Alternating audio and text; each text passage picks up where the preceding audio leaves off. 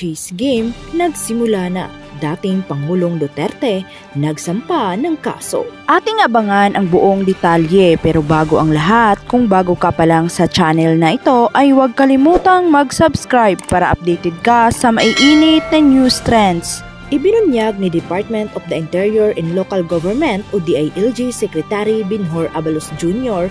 at PNP Chief Romel Francisco Marbel na patong-patong na asunto ang kanilang natanggap sa pagpupursiging masakote si Kingdom of Jesus Christ founder Apollo Quiboloy. Sa press conference sa Camp Crame, sinabi nitong kinasuhan siya ng administrative case ng mga kasapi ng QGC sa Davao RTC. Gayon din ng violation of domicile, interruption of religious worship, offending the religious feelings, grief, threat at conduct unbecoming of a public officer. Maliban dito, nagsampa rin si dating Pangulong Rodrigo Duterte ng 2 counts ng malicious mischief kina Abalos, General Marbel at ilan pang police officials. Nabatid na si Duterte ang bagong administrator ng QGC Properties, kung saan ang malicious mischief ay isinasampa kapag nagkaroon ng distraction o pagkasira ng mga ari-arian. Inihain ang 2 counts ng malicious mischief sa Davao RTC Branch 15. Matatandaang hinalughog ng mga otoridad ang nasa 30 hektaryang compound ng QGC sa Davao City,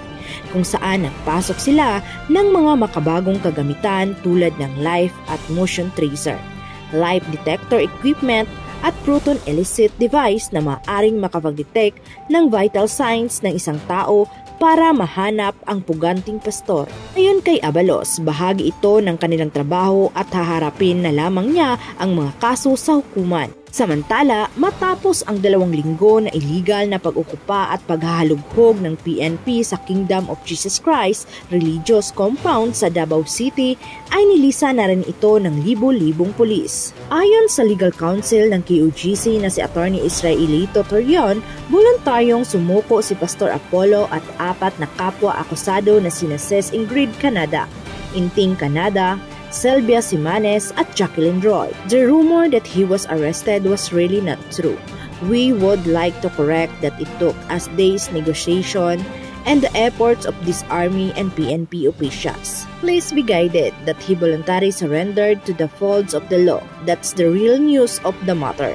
Ayon kay Attorney Torion, legal counsel ng QGC. Ang pahayag na ito ay taliwas sa ipinakakalat na balita ni Benhur Abalos ng DILG na nahuli ng otoridad si Pastor Apollo.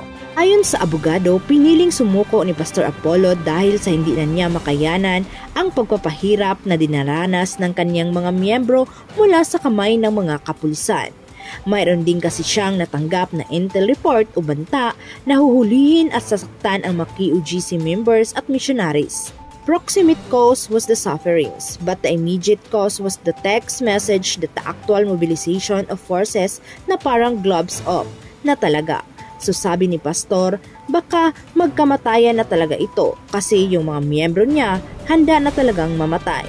Kung dakpin, sige magpadakip sila and let's stop this. Ako na mag-surrender. Si Pastor Apollo ay hindi nagtago sa QGC religious compound. Sinabi rin ni Attorney Torion na si Pastor Apollo ay hindi nanatili sa QGC religious compound sa loob ng 2 linggo. Pagkubkob dito ng kapulisan. Taliwas ito sa ilang beses na pinanindigan ng PNP na si Pastor Apollo ay nasa isang underground bunker sa loob ng nasabing QGC religious compound. Doon lang sa kabukiran lang po sa Davao for the entire duration na hindi siya makita. Aniya, sinabi ni Torion na nagdesisyon si Pastor Apollo na sumuko sa Armed Forces of the Philippines dahil may tiwala siya sa mga ito. Si Pastor kasi gusto talaga mag-submit himself to the ISEFP. Yan talaga ang totoo. Doon siya sa Army may tiwala. Pero honestly, ang totoo naman, ang Army naman sabi nila wala kaming police power. This is a police matter. Ayon pa kay Torion. Matapos sumuko si Pastor Apollo at ang 4 na iba pang niyang kasama ay agad silang dinala sa PNP Custodial Center sa Camp Crame nitong linggo ng gabi. Ano ang masasabi nyo tungkol rito? Magkomento lamang sa baba at huwag kalimutang mag-subscribe para updated ka sa maiinit na news trends. Maraming salamat sa panunood.